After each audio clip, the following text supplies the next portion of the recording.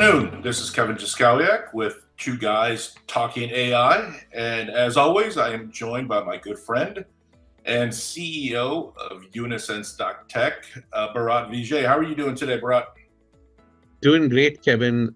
It was really good to get the feedback from the last webinar and a very set of pressing questions, which I know you're going to shed some light on, but glad to be here and appreciate the feedback. No, that was, I guess I don't know why I'm going to say I'm shocked, but I was very impressed with the amount of feedback. First of all, Anu did a great job. She was a phenomenal guest, and she actually was able to help us out navigate having our first guest on this podcast/webinar series. So that was great. Again, both of us have received enormous amounts of feedback.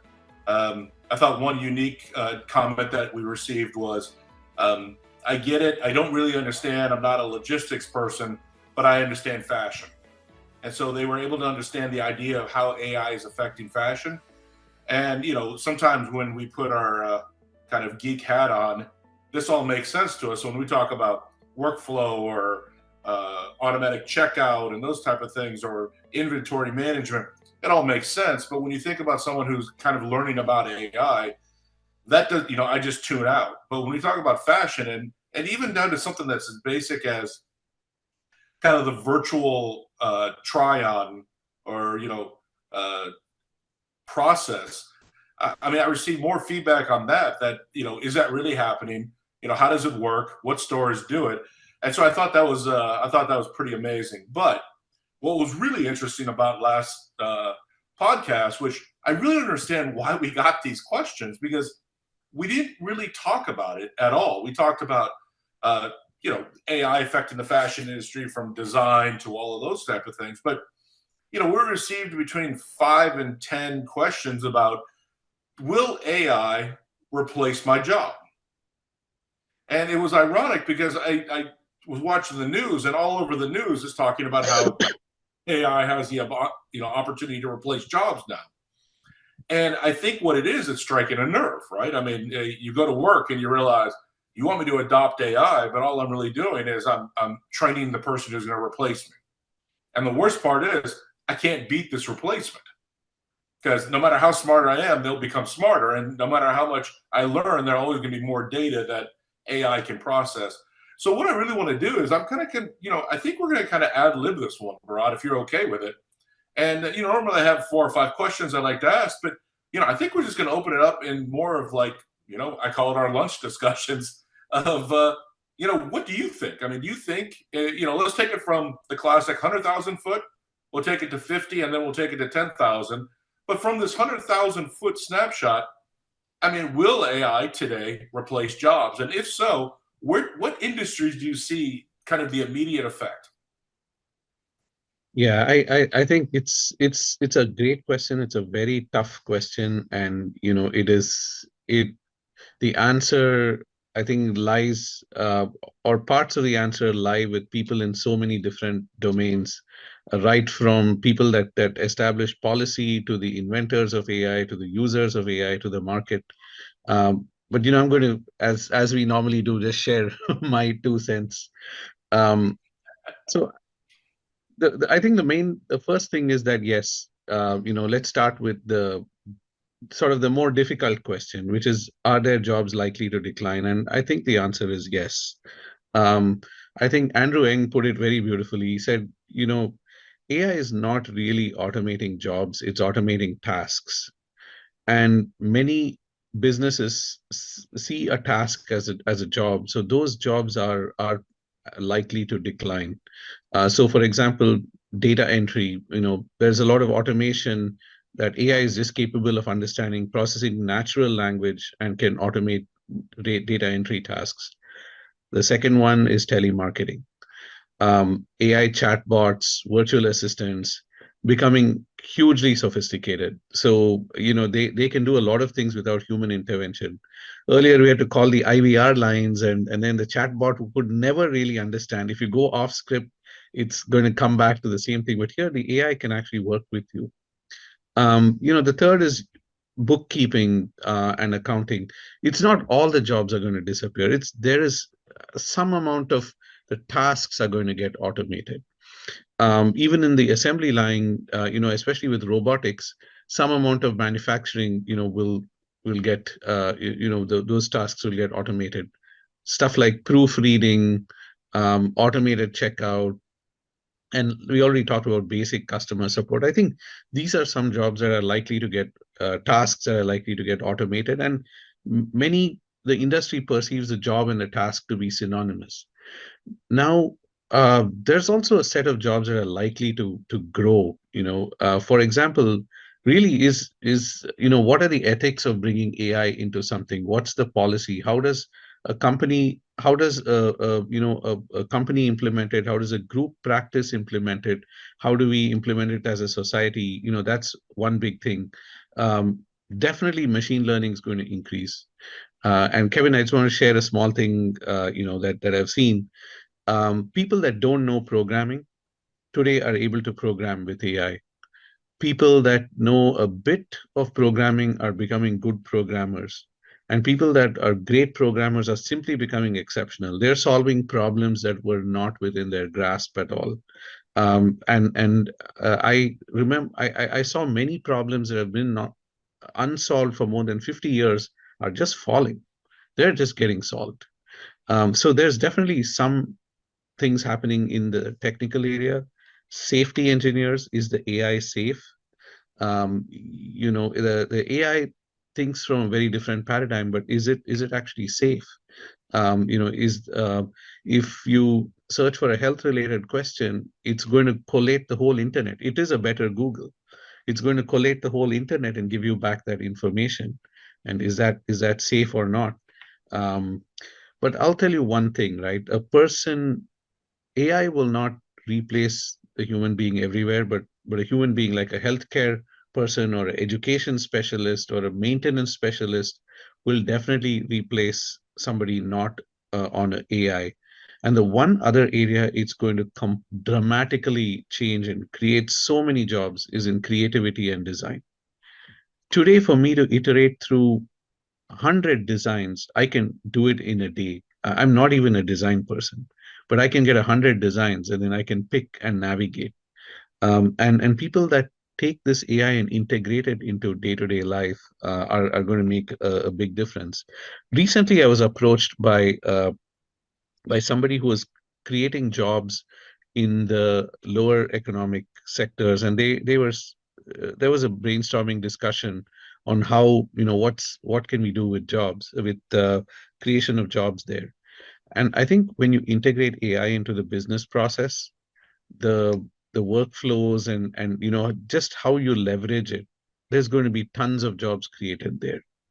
And I'll just say one last thing. I know it's a very long-winded answer, but one last thing I'd say is jobs are going to disappear and new jobs are going to get created. And it is really up to the whole industry and the policymakers, starting with all of us, to really come together on this one, because the rate of change is really dramatic. It's not a doomsday scenario, but it is a transfer, and it's really important to create a very organized approach to this, and that's where I'll stop. Well, you brought up a good point, and I'm glad you talked about. Well, one, I'm glad you said it's not a doomsday kind of kind of scenario, but you start talking about. I think how about this? I think we're going to go through a transition, and I think the transition becomes today. AI will help me enhance my job, make it faster, just make me a better employee. Why? Because I have more tools to leverage. Eventually, like you said, AI will replace it, and we're talking just like you said. Going to Safeway, I guess a grocery store. I'm very regional here, but when you go to a grocery store, I mean, now we do self checkout. Okay, well, we still have one person working there, so 9 people check out and one person there to oversee it. Then you look at Amazon Go, there's no one there. And you walk out and it scans the cart. So you can see jobs like that kind of migrating towards, I guess, extinction because of AI. Well, can you dig a little deeper into where do you think on and above the technology side? Because, yes, developers will be there and they'll be able to, develop additional platforms on top of AI. Where do you see a trend in new jobs creation? And you touched a little bit about compliance, but where else do you see kind of a surge of new jobs coming in with the introduction of AI? Yeah, Kevin, I think the biggest area is what I call AI integration specialists.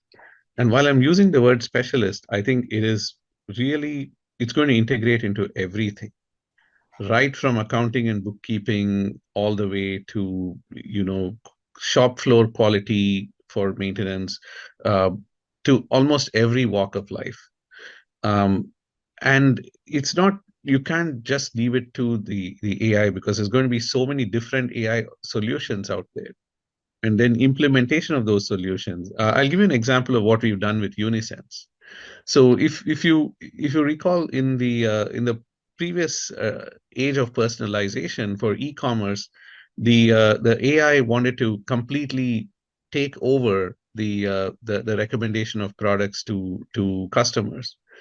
And as we dug more and more into it, we found that that wasn't capturing what the e-tailer wanted to communicate, and it wasn't actually at all capturing the effort that they'd spent. So they've had a lot of unsold inventory. There's a lot of lower profit, um, a lot of overstocking, stockouts, things like that. Now, what if the human being and the AI can work together? Because the AI can actually, be crafted. It can be driven in a direction that is good for the business, and good for the people in the company. And I think that integration, as technologies evolve, they are going to build more and more of that integration. And it's not just one integration specialist. In the e-commerce space, I can see a specialist working with every retailer. And Shopify alone has, more than 500,000, retailers, millions of retailers. So imagine, creating a job where there is one person working with each of them in potentially, getting the best out of the AI. I think that's one side. The second, as I mentioned, is creativity and design. Anybody who, whether they're an architect, an advertising professional, a graphic designer, they are going to incorporate AI. And I think the best I can say is give you this example, which I heard in one of the TED Talks of, let's say you have two salespeople, one that uses AI and one that doesn't. Um, the idea is to become more relevant to what the customer wants, not to become an order taker and do exactly what's needed, but to really understand where the customer requirements are coming from. So the person with AI moves into like a sales consultant role, and the other person can potentially find themselves in a difficult position because their routine tasks can get automated. So it's very important for people to move up the relevance chain, and to use, and AI can give you that knowledge, right? It can give it to you free of cost. You can learn it without even, potentially paying for a course on Coursera. You can actually pick up that knowledge with the AI and move up the relevance chain. It's not easy, especially when you've been doing a job for 20 or 25 years. It's difficult, and I think the whole world is grappling with it.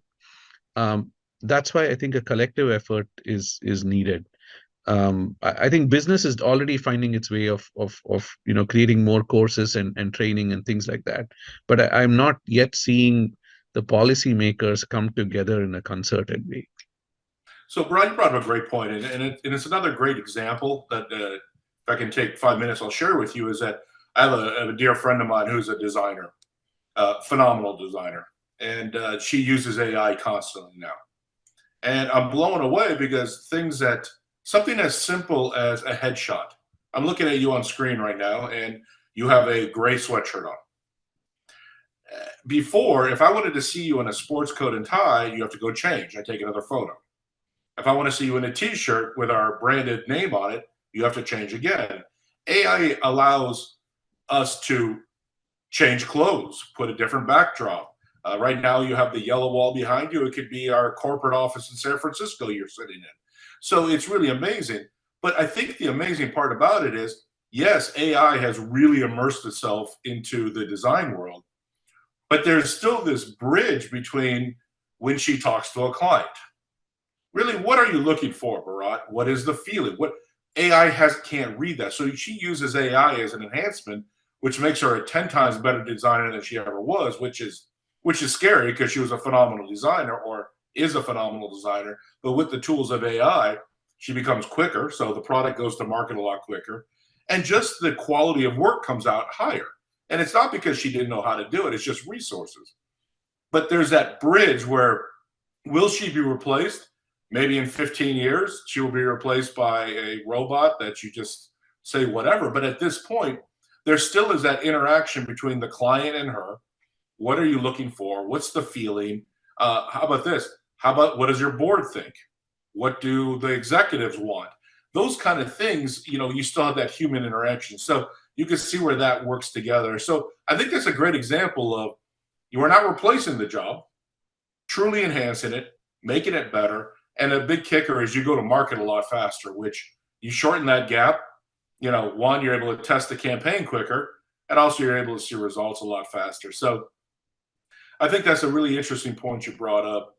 So I have this question, and I did want to ask it, and if you go, I have no idea. I think people who are listening and will be watching this will totally understand.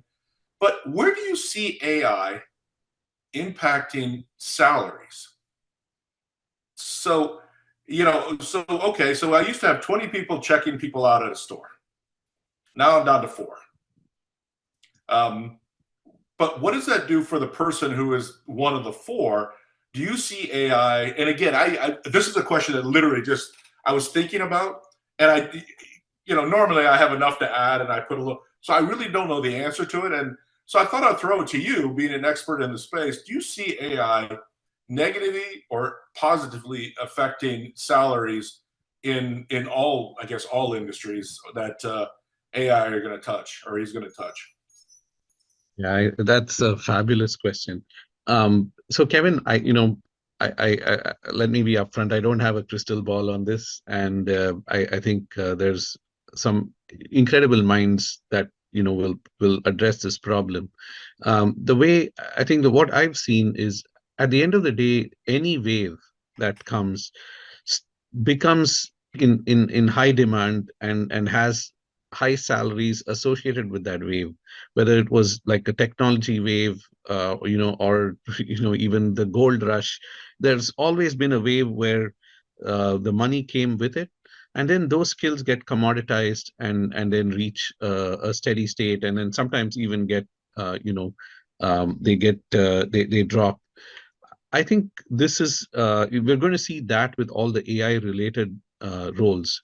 The second thing is in the short term, there is actually a lot of dynamism. We don't know what roles are going to be there and what roles aren't. And I was again talking to the person that was in job creation, and I said, look at it as a 5 to 7 year horizon. In the next 5 to 7 years, companies still are running businesses. Those businesses have customers. If you can use the AI to make a difference, so I call that an AI expertise role, that is going to start getting higher salaries. It's not recognized as a new role yet, but it will start getting higher salaries. But I think there will be a fairly comprehensive impact across across many different categories. I think the service industry will actually start seeing higher salaries in some cases. I think a lot of white collar jobs will see a downward salary pressure. I kind of see that happening, but I do see the jobs getting distributed, and I think that's what I think. I think AI. I read a research report where it can reach about 47%. It can reach an average of almost 47% more salary for IT workers. So that's mainly because there's a productivity boost, Kevin. There's a non-linear productivity boost, but that boost is available to everybody in almost every walk of life. I think even if you're a small business owner or you're a restaurant, you're running your own small restaurant, you can actually leverage this. You can automate day-to-day functions, get a productivity boost, and that can go back into increasing your business output. Okay. No, and again, I appreciate you. You always are good when I throw these random questions out, and sometimes they're just in the top of my mind. I'm going, and I have no idea what the answer is, so I thought I'd throw it to you, and that was a great answer. I mean, uh, I again, I like the correlation of the gold rush. I mean, or the industrial revolution, or you name it. At all these points, it was supposed to replace jobs, and it was supposed to remove people. Really, what it did, it just made people more money. And so, I think it's again, I keep trying to bring this around the corner and bring back the fact that one of the objectives of this webinar is not only general information, but also to remove that fear.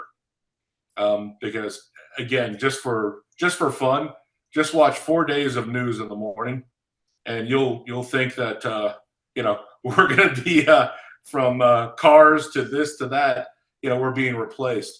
So that brings up the kind of the final question, Brad. And this is I should have started with this, but right now, throughout all industries and throughout all media, AI is a buzzword. It just is. Me waking up in the morning, AI, because my alarm clock went off. It went off sooner than it did before, so it must be AI. What, from a layman's view, what would someone look at and be able to define what is AI and really what is just normal business or data modeling or things that you saw every day before?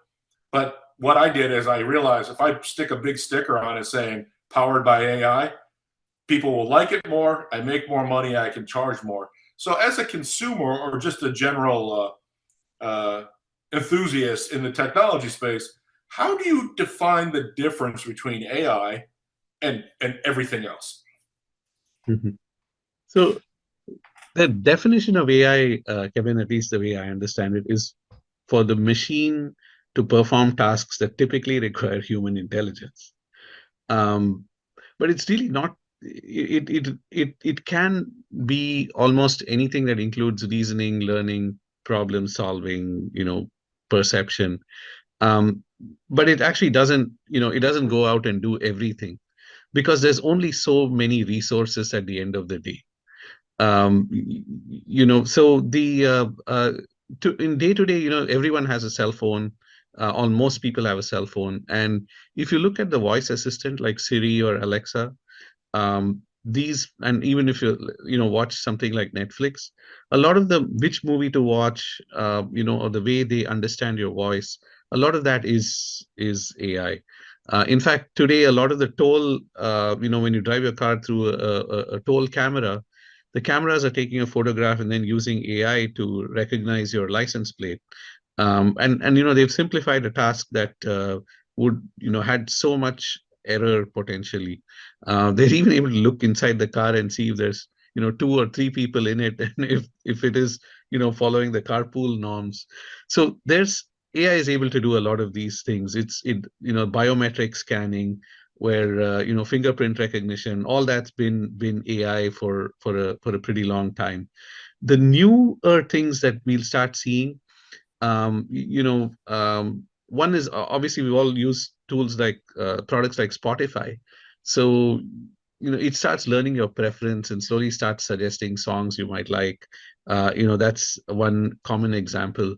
um, the chatbots are going to get very smart. They're going to be able to understand your queries, your potentially, um, depending on your geography, even the way names are pronounced can be different. The chatbots are starting to understand that, which used to be an issue historically. um, and the other thing is just robotics. The vacuum cleaners are using some amount of AI right now.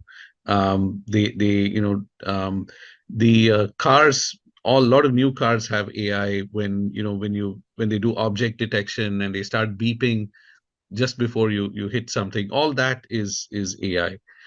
A lot of other stuff, when you put a calculator and compute how much to pay at the store, technically that's also AI, but we don't need, the machine's not doing it by itself. So we've come to use that. When we use, say, Google Maps to find our way someplace, we're not exactly using an AI, but we are using technology to make decisions. Um, I think the other area where I think AI is going to become very effective, especially given the state of the world right now, is security systems, surveillance footage. It's being heavily used in drone wars. It's almost like Star Wars Part 5 is coming through, but coming through, and so what's not AI, right? Simple automation. Any set of like an assembly line robot that does the same thing on every piece it encounters. That's not AI. That's just a task automation. Or if you have like we talked about calculator. The other thing is there's systems called rule-based systems. For example, you have the thermostat at home, where you say if the temperature drops below a certain point, then I want to turn on the heat. So that's not AI. That's actually a rule-based system.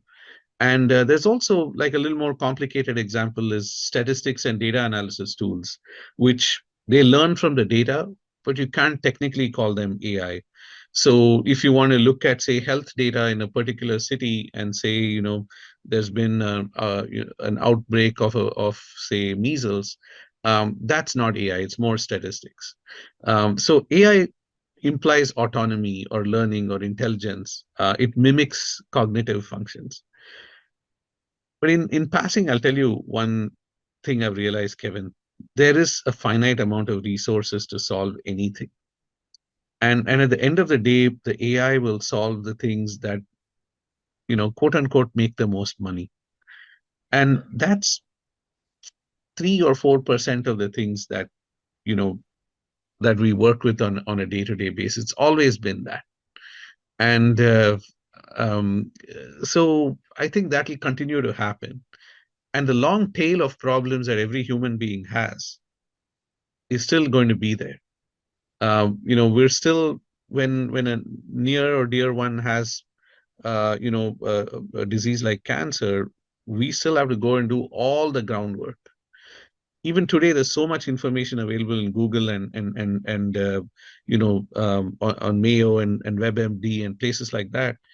But we just have to go through all of it. And even if the AI summarizes that and gives you a recommendation, you're still going to have to double click and make sure it's doing the right thing. So the long tail of each person's day-to-day problems still going to be there. And there's always room for products and services to be built in that direction. That's a great point. One, uh, we'll wrap up in about 6 minutes here. But one thing that I saw on television the other day was they said the new AI bartender. Like, okay, and it's a bar in Las Vegas that you go up, you go to the screen, and you pick the drink you want, and it makes it. And I'm looking at it going, that's really not AI, because what AI would be is I go to a speaker and I say I would like this type of drink, and then they make it. Having a list of 20 drinks that are pre-programmed robotically, like welding a chassis or putting a tire on a car, is not AI. Now, you could put the sticker on it, and it made it a lot better story than a pre-programmed robotic system makes drinks for people. The AI part makes it a lot sexier, and like you said, I'm going to pay more money to see an AI robotic arm make me a drink. But the fact of the matter is, how about this? If we move the bottles, and so we took bottle 1 and put it where bottle 4 is, and then it could make a drink. Now AI is in there because it's doing label recognition. It's doing the bottle's type and shape. And So no matter where we put it, they can find it. But when you put bottle one in slot one, two, three, four, five, and it's one, three, and five makes the drink, it's really a program for robotics. So I thought that, when you think about what is the difference between AI and what is not, now the best part is it was on the news. I'm sure people were excited about it. I'm sure everybody flying to Vegas wants to go buy a drink from this quote AI machine, but putting a sticker on it makes it a lot more interesting than a robotic arm that's pre-programmed with 15 types of drinks. And so I think that's where, again, ready for this term, the carpetbaggers of the modern day technology world will use the term AI in many spaces to make it a lot more, bring in the snake oil element to it to make it a lot more interesting than basically I removed a bartender and you can get one of 15 drinks. If you want the 16th, you got to go down the street to the guy who actually stills behind the bar making a drink. So I thought that was interesting. And the other interesting thing was a conversation I had yesterday was, will AI affect the law industry? And we're talking, and I said, absolutely, but in a positive way. So you and I get a case 10 years ago, you and I spend hours upon hours upon hours in law libraries. And we're pulling case after case after case in order to fight the current case in front of us for or against. Now with AI, I can look at every case from the beginning of time, caveman cases, if we could, if it's documented and stored in a matter of seconds, compared to you and I having to prep for 4 or 5, 6 months on a case to pull every single, previous case to support our argument. And I think that's where, now, did the attorney disappear? Absolutely not. He still has to stand in front of the judge. But imagine how quicker the court system moves along now as well, and how much quicker you don't sit in limbo, or let's say you're incarcerated. You could sit in jail for 2 years before you're ready to try the case or, defend the case. Now, if you're innocent, definitely you want to go faster, but, bringing all that data. So I think that's where AI, you can see where it's not replacing a job. It's just, now here's the kicker, and this is what you said. It may replace the legal researcher. I don't know if that's a right term or not, but someone who actually does the digging for the data. But it also could create 5 jobs of experts of AI, so you can see where it morphs and it continues to change. I don't think it rips jobs out of society. I think it's the classic "who moved my cheese?" Him, ha. If you want to stay in and go, I'm only going to do this job the rest of my life, you're going to wake up one day and go, I'm not needed. If you turn around and go, I'm going to learn AI and adopt it, embrace it, and see how I can use this as a tool in my space, I think you flourish. So I think you said, I'm trying to kind of summarize a lot of the great points that you brought up on today's call, which, to go right back to the basics, is it going to replace all jobs? No. I mean, there you go. We'll answer the first question. It is going to enhance. It will replace some. But if you get in front of it and embrace it, you migrate with it and morph with it, and you'll have even a bigger, better job than before. So, Bharat, any closing comments? I think like I said, Kevin, this was we in future webinars here, we should also bring in folks that have actually been creating jobs in this AI enriched world, if you will. And I think we need to definitely draw attention to a very concerted effort to create these jobs, because I think the one difference between this phenomenon and the other industrial revolutions before is that it doesn't require any construction. So a lot of them required hardware investment, and here, yes, there is hardware investment, but that's already, there's already a lot of it that can be leveraged, and some very powerful problems have been solved. Like all of the data that's available to mankind that's indexed has a lot of it has been made available to the AI systems to learn. So there's definitely a lot that can be done with it in so many different areas, but there is an impact, and I think that does require a more thoughtful approach. Perfect. Thank you so much.